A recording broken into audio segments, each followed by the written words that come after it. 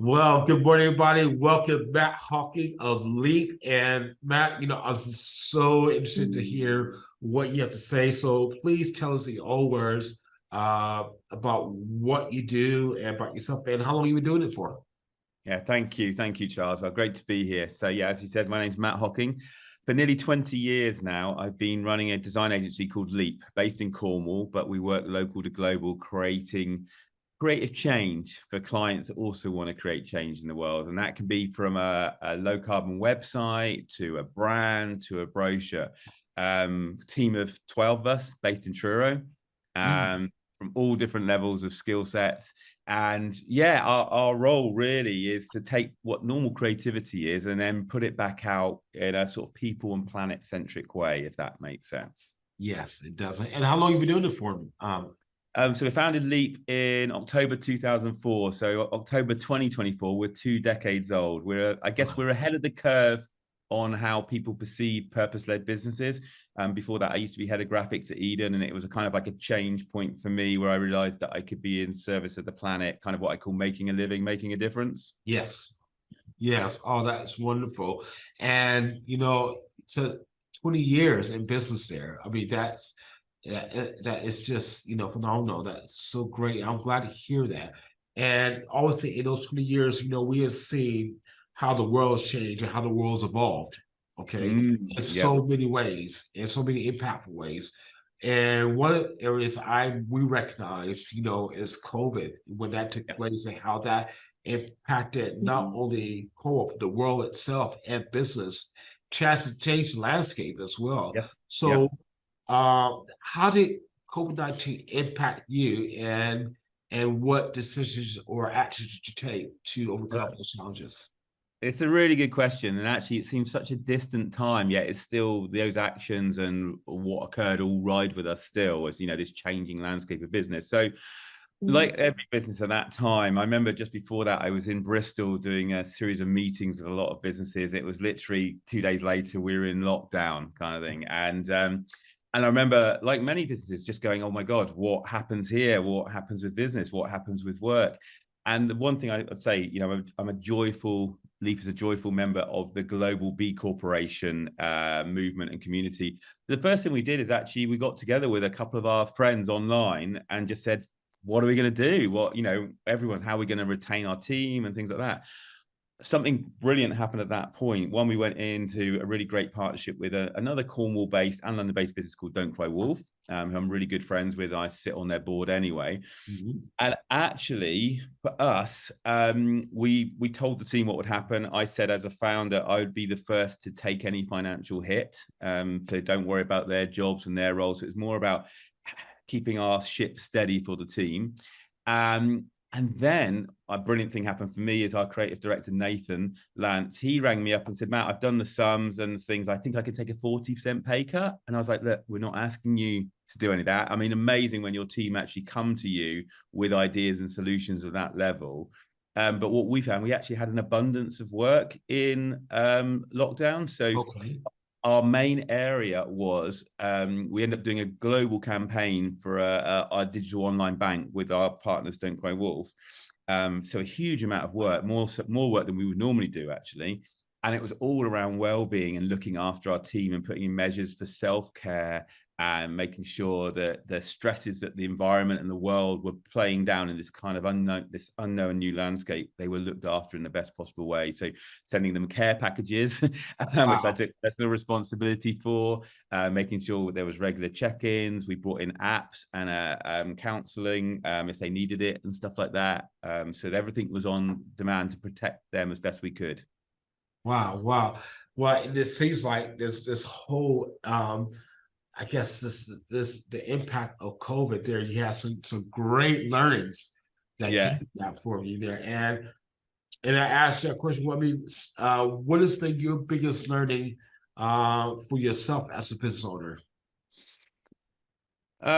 Big, it's just a really good question. So I went into business like many, very accidental, very naively, and actually told in 2004 when I set Leap up that how can you only design with the planet and environment in mind? And I said, well, I Yeah. don't know.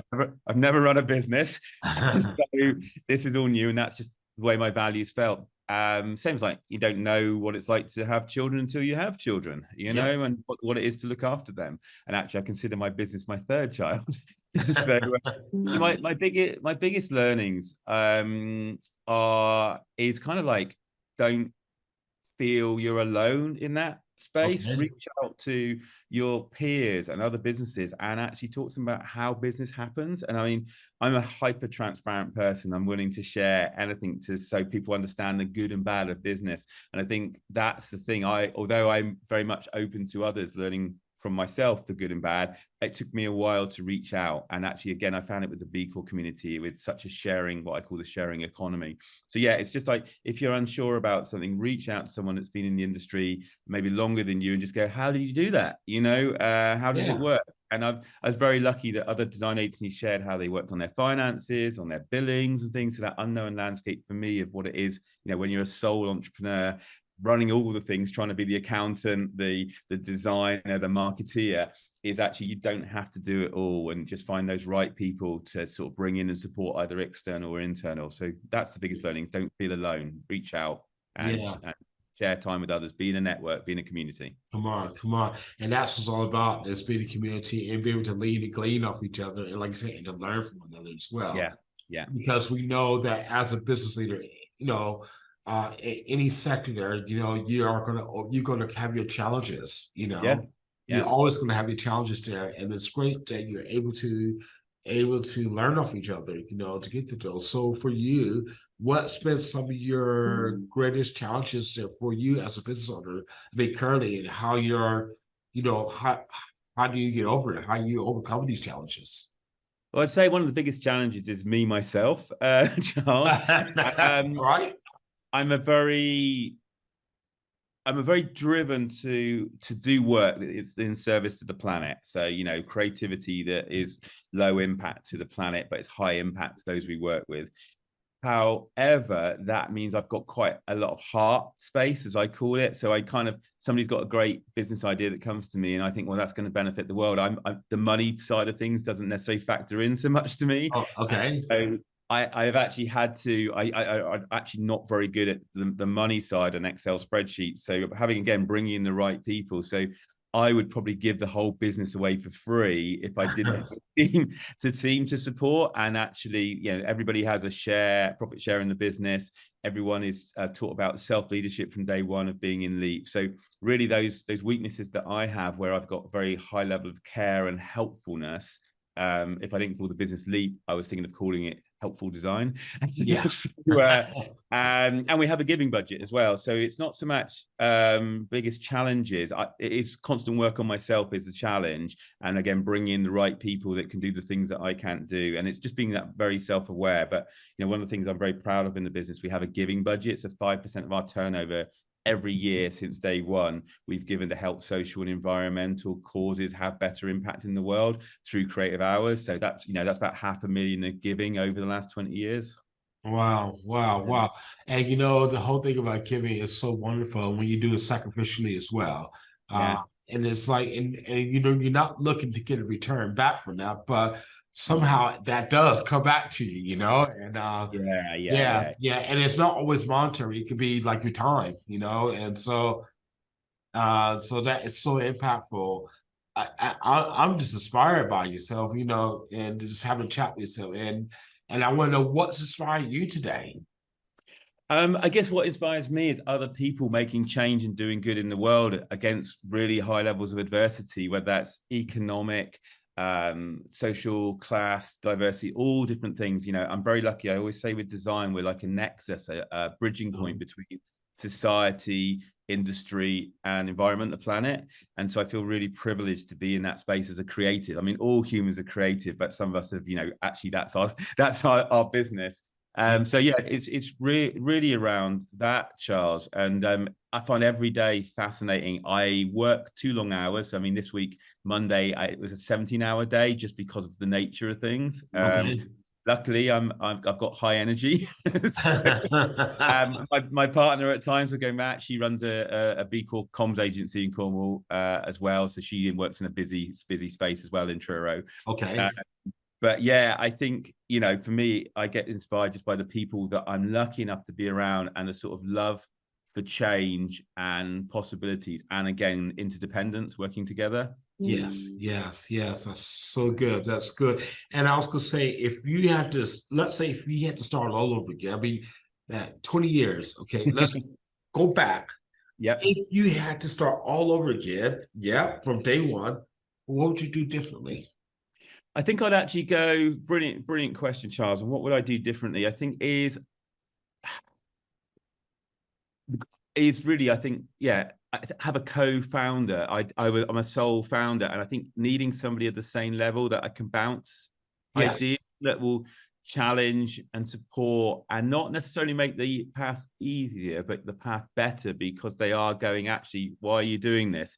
yes, You know, when you're throwing yourself into the unknown constantly, especially doing environmental creativity at such an early stage in the way businesses were doing it. I think there was 3 businesses in the UK doing the work we were doing. Uh, yes. so I didn't have anybody to talk to. But I think most people just thought I was this like weird businessman in the room. So yeah, I would do that, and everything else I was really happy. You know, we started off with ethical banking. You know, all the foundations of an environmental business powered by renewable energy.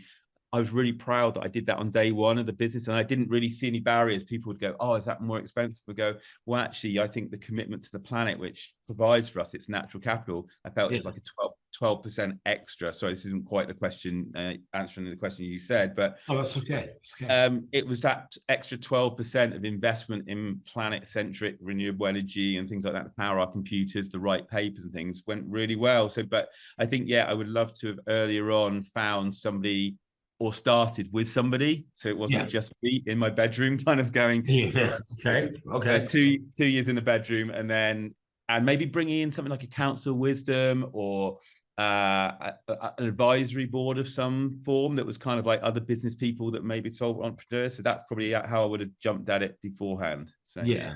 Oh, great. Man, that's so great. And last but not least, I will ask you very quickly, if the 18-year-old was to start their own business there, what advice would you give to that 18-year-old? Um, Believe in yourself. Yeah. 99% of ideas never happen. So if you've got a great idea, better to try it than not to try it. It doesn't necessarily mean you've got to pump all your money into it. It can be set up really lean. There's an amazing book called The Path of the Doer. It takes about 5 minutes to read. It's one of my, I've always got it beside me. It's one of the foundation things that I have to inspire myself in business. And Yeah. it's all, if you've got that idea, get it done.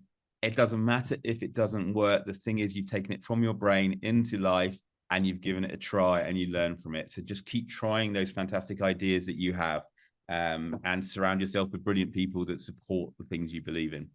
That's great. Well, I honestly thank you so much, Matt, for this for today. It's been really it's you've been inspirational and Thanks, man. inspiring. So thank you very much. Thank Yes. you for having me on and involving me, Charles. It's a great pleasure when we get asked at any time as a business to be found by others. It's really amazing that people find us. You're Thank so you. welcome.